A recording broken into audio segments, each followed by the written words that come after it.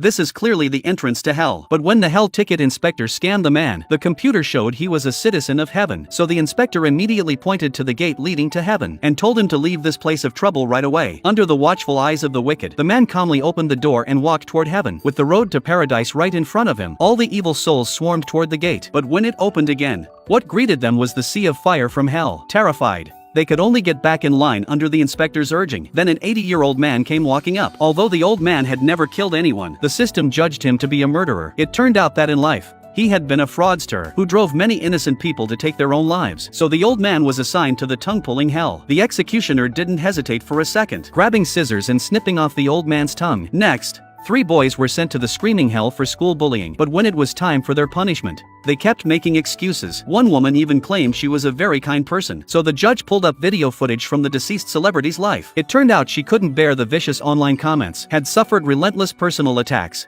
and chose to end her life. The hell judge tied these people together. And finally, a massive keyboard came crashing down from the sky. This was the ultimate fate of internet trolls. Then, after the scanner finished its check, the inspector detected a child predator. He was sent straight to the ice hell, a place reserved for the worst of the worst felons. Waiting for them wasn't death, but an endless, torturous cycle far worse than dying. A couple then came forward, about to be sent to the united hell. They looked deeply in love, but they had violated moral ethics. At that moment, they were even glad to be going to hell together. But suddenly, a cluster of sharp spikes appeared, and the man actually shoved the woman behind him to shield her. At the ticket gate, another couple arrived claiming they'd lost their child. When the machine scanned them, the result was also hell. It turned out the couple, wanting their family to stay together forever, had ended their lives without the child's consent. Finally, the judge explained, a child is not the property of the parents, but an independent individual who should never be controlled by anyone. Then 2 more elderly people were scanned and about to be sent to the fire soup hell. They asked the inspector if there had been a mistake. The inspector sent them down without hesitation. Once in hell, they still tried to argue, so the judge brought out the evidence. It turned out that in their youth,